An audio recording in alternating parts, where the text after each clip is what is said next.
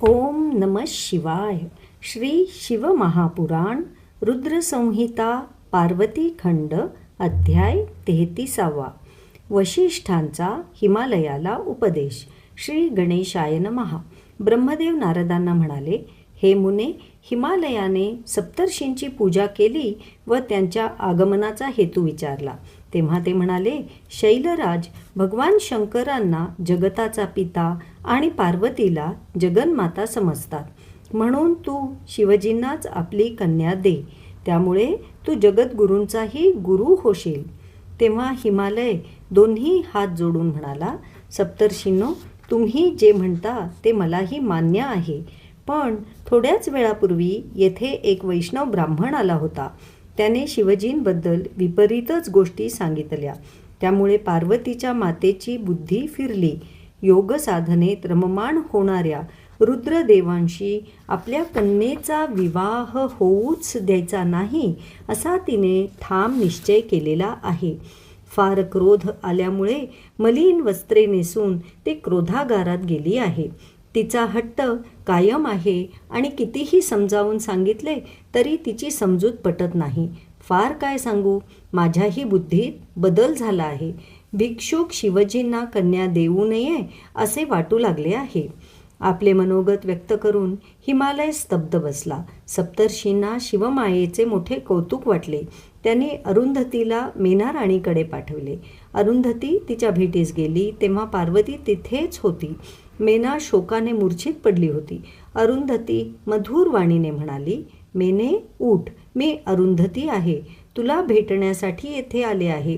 दयाळू सप्तर्षीही आले आहेत. अरुंधतीचे बोलणे ऐकून मेना पटकन उठून बसली. लक्ष्मी समान तेजस्वी अशा त्या साध्वीला तिने वाकून नमस्कार केला व म्हणाली, आज आमचे भाग्यच उदयाला आले, म्हणून जगद्वंद्य वशिष्ठांची पत्नी आमच्या घरी आली. मी तुमची दासी आहे, माझ्यावर कृपा करा. मला तुमची कन्या समजून जी सेवा करायची असेल ती हक्कानं सांगा. तुम्ही सांगाल ते काम मी करेन. अरुंधतीने मेनेची नीट समजूत घातली. इकडे सप्तर्षी हिमालयाशी वार्तालाप करत होते. त्याला सर्व गोष्टी समजावून सांगत होते. ते म्हणाले, शैलेंद्रा, आम्ही तुला शुभकारक गोष्टच सांगत आहोत. तू शिवजींना पार्वती देऊन त्यांचा सासरा हो. शिवप्रभू सर्वांचे ईश्वर आहेत. ते कोणाकडे याचना करीत नाहीत. त्यांना स्त्रियांविषयी जराही उत्सुकता नाही. पण तरीही तारकासुराच्या वधासाठी ब्रह्माजींनी त्यांना मोठ्या प्रयत्नांनी तुझ्या कन्येशी विवाह करण्यास राजी केले आहे. पार्वतीनेही त्यांच्या प्राप्तीसाठी तप केले होते, म्हणून त्यांनी तिला मी तुझे पाणी ग्रहण करीन असा वर दिला आहे. या 2 कारणामुळेच ते विवाहाला तयार आहेत. तेव्हा हिमालय थोडेसे हसून भीत म्हणाला, हे विभो, शिवजींकडे कोणतीही राजोचित सामग्री नाही. त्यांच्याकडे घर नाही, ऐश्वर्य नाही, कोणी बांधवही नाहीत. अशा अत्यंत अलिप्त योगीश्वरांना आपली सर्वगुणसंपन्न कन्या द्यायला माझे मनच तयार होत नाही. त्याला मी काय करू? तुम्ही वेदविधाता ब्रह्माजींचे पुत्र आहात. या संदर्भात विचार करूनच काय ते सांगा. जर एखाद्या पित्याने कामाने, मोहाने, भीतीने वा लोभाने आपली कन्या प्रतिकूल वराला दिली तर त्याला नरक प्राप्त होतो. सर्व बाजूंनी विचार केल्यावर शिवजी हे पार्वतीसाठी अनुरूप वर नाहीत असे मला वाटते. आता माझी कन्या त्यांना का द्यावी हे तुम्हीच सांगा. तेव्हा महर्षी वशिष्ठ म्हणाले, शैलराज, मी तुला हितकारक असेच सांगणार आहे. माझे म्हणणे धर्माला अनुकूल आणि इहपरलोकी सुखदायक असणार आहे, हे लक्षपूर्वक ऐक. शास्त्र जाणणारे ज्ञानी लोक ते बोलण्याचे 3 प्रकार मानतात. पहिल्या प्रकारचे बोलणे हे असत्य आणि कानाला गोड वाटणारे असते, पण ते अंतिम हितावह नसते. बुद्धिमान शत्रू अशा प्रकारे बोलतात. दुसऱ्या प्रकारचे बोलणे हे कानाला कठोर वाटणारे पण अंती सुखकर परिणाम देणारे असते. दुसऱ्याच्या कल्याणाचा विचार करणारे धर्मशील व दयाळू बांधव अशा प्रकारे बोलतात. तिसऱ्या प्रकारचे बोलणे हे सत्याचे साररूप कानाला अमृतासमान वाटणारे आणि अत्यंत हित करणारे असते. हा तिसरा प्रकार सर्वात श्रेष्ठ होय. नीतिशास्त्रामध्ये या 3 प्रकारांविषयी विस्तृत माहिती दिलेली आहे. यातील कोणत्या प्रकाराने बोलून मी तुझी समजूत काढू ते सांग. तू म्हणतोस त्याप्रमाणे शिवजींकडे लौकिक संपत्ती नाही, पण कुबेर ज्यांचा दास आहे त्यांना तू दरिद्री कसे म्हणू शकतोस? ज्यांचे मन तत्वज्ञानाच्या महासागरात बुडालेले असते, जे ज्ञानानंदाचे अधिपती आहेत, जे सर्वांचे ईश्वर आहेत, त्यांना बाह्य अर्थात लौकिक संपत्तीची काय इच्छा असणार? दीन दुःखी अशा वराला कन्या दिल्याने पिता कन्याघाती होतो असे तुझे म्हणणे आहे.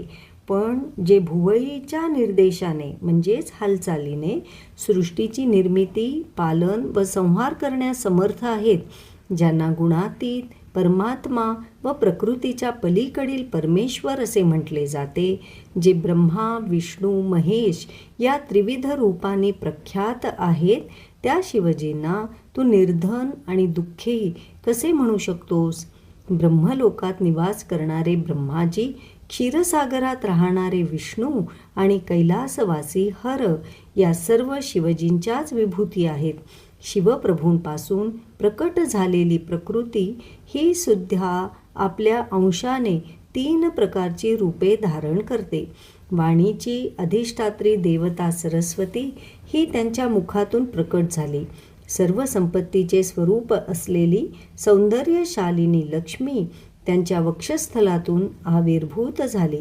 तर शिवा काली देवीने देवांच्या एकत्रित झालेल्या तेजातून स्वतःला प्रकट केले आणि असुरांचा निपात करून सुरगणांना स्वर्गाचे राज्य परत मिळवून दिले.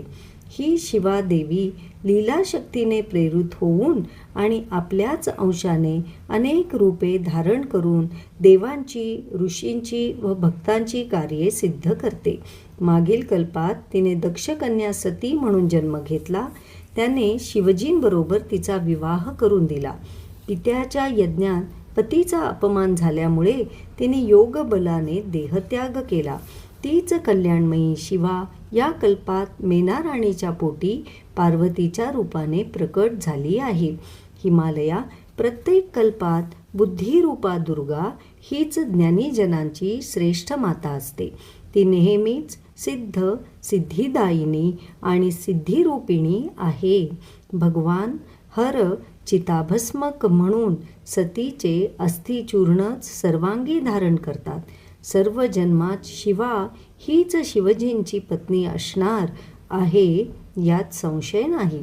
म्हणून तू पार्वतीचा विवाह त्यांच्याशी करून दे, नाहीतर ती स्वतःच आपल्या पतीकडे जाईल. तुझ्या कन्येने तपश्चर्या करून असंख्य क्लेश सहन केले हे शिवजींनी जाणले. ते वृद्ध ब्राह्मणाचे रूप घेऊन तिच्या तपोवनात गेले. तिची परीक्षा घेतली. तिची तपोनिष्ठा आणि आराध्य देवाविषयी तिच्या मनात असलेली दृढ श्रद्धा पाहून ते अतिशय प्रसन्न झाले. त्यांनी तिला दर्शन दिले आणि मी तुझ्याशीच विवाह करीन असे आश्वासन दिले. पार्वतीच्या मनात शिवजींना प्रसन्न करून घेण्यासाठी तपश्चर्या करण्याची इच्छा होती.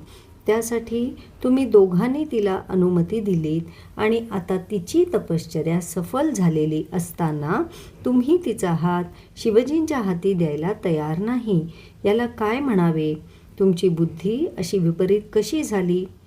गिरिराज, शिवजींच्या सांगण्यावरूनच आम्ही सप्तर्षी अरुंधतीसह येथे आलो आहोत.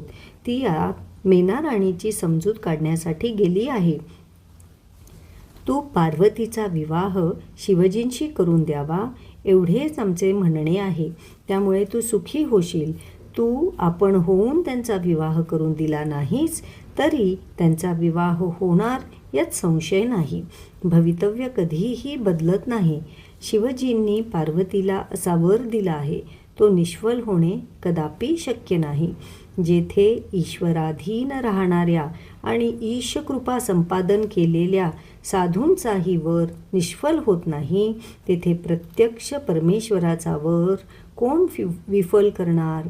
पूर्वी महेंद्राने पर्वतांचे पंख कापले होते, पार्वतीनेही मेरू पर्वताचे शृंग सहज लीलेने मोडून टाकले होते. त्या प्रसंगाची तुला आठवण आहे ना? तू शिवजींना विरोध केलास आणि त्यांनी तिच्याशी बलपूर्वक विवाह केला, तर तू काय करू शकतोस? विशिष्ट हट्टासाठी सर्वनाश ओढावून घेणे चांगले नाही. कुळाच्या रक्षणासाठी एकाचा त्याग करावा अशी सनातन श्रुती आहे. अनरण्य राजानेही शापाला भिवून आपली कन्या ब्राह्मणाला दिली. त्यामुळे त्यांच्या सर्व संपत्तीचे रक्षण झाले. त्यालाही त्याच्या गुरुने व नीतिवंतांनी असेच समजावून सांगितले होते. म्हणून पार्वती शिवजींना देऊन तूही आपल्या बंधूंचे, वंशाचे व संपत्तीचे रक्षण कर.